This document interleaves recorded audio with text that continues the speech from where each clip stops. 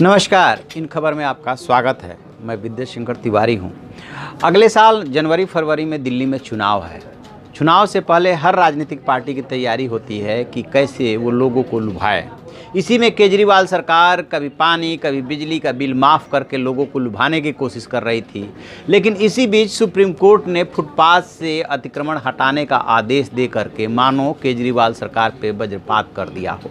हालांकि सिर्फ केजरीवाल सरकार ही प्रभावित नहीं हुई है, क्योंकि इसमें तीनों नगर निगमों और जो कैंटोनमेंट एरिया है, जो बोर्ड है, उसको भी आदेश दिया गया है। और आदेश इतना सख्त है कि उसे लागू करेंगे तो वोट बैंक का छिटकना स्वाभाविक हो जाएगा।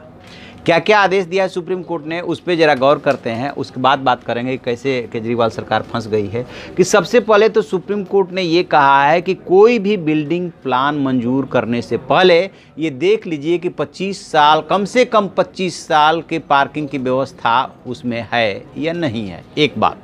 दूसरी बात, सुप्रीम कोर्ट ने ये कहा है कि Delhi maintenance and management of parking places 2019 को 30 सितंबर तक लागू कीजिए। इसी साल 30 सितंबर तक लागू करना है।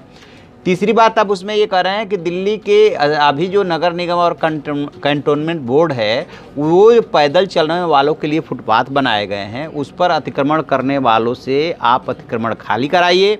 पहले 15 दिन का नोटिस दीजिए और उसके बाद जो है यदि खाली करने को है और ना करने की स्थिति में उनसे खाली कराइए, फिर खर्चा वसूलिए। स्वाभाविक है कि जो फुटपाथ है उस पर कौन लोग दुकान लगाते हैं, कौन ठेली पटरी खोमचे वगैरह लगाते हैं, गरीब लोग ही होते हैं।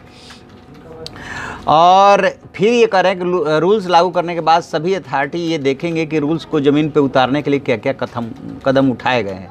इसमें दिल्ली सरकार, EPCA, नगर निगम व्यावसायिक जगहों पे पार्किंग के लिए सुनिश्चित करेंगे कि RIFD टैक्स जो है वो पार्किंग गाइडलाइन इंफॉर्मेशन सिस्टम लगे।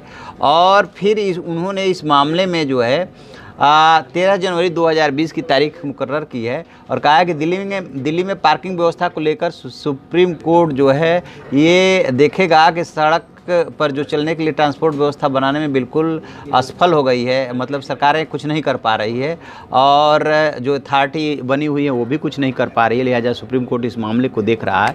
तो अब सवाल ये उठता है कि जनवरी फरवरी में चुनाव है, 20 जनवरी में को इसमें सुनवाई है। उससे पहले तीनों नगर निगम, तो नगर निगम को ये माना जाता है कि केंद्र के मातहत है। अभी आपको बताऊँ कि इससे पहले जो कुछ भी दिल्ली में चल रहा था, आपको याद होगा, दुकानों में तोड़ फोड़, कमर्शियल एक्टिविटीज़ को लेकर के, उसमें बहुत सारे जो व्यापारी वर्ग है वो केंद्र सरकार से नाराज़ हो गया था। उसमें जिम्मेदारी टालने की कोशिश हो रही थी, केंद्र सरकार प्रदेश सरकार पे, प्रदेश सरकार केंद्र सरकार पे। लेकिन अब ये जो मसला है, इसमें कैंटोनमेंट बोर्ड भी शामिल है, तीनों नगर निगम भी शामिल हैं, लिहाजा प्रभावित तो दोनों हो रहे हैं। लेकिन चूंकि दिल्ली केजरीवाल सरकार के नाम से जानी जाती है तो स्वाभाविक है कि केजरीवाल पे ज़्यादा फ़र्क पड़ना है। और अभी वो चूँकि बिजली, पानी, फ्री वाईफाई वगैरह वगैरह दे करके और लोगों को लुभाने की कोशिश कर रहे थे, तो अब ये जैसे ही कार्रवाई शुरू होगी तो लोगों का रिजेंटमेंट जो है वो भी स्वाभाविक है।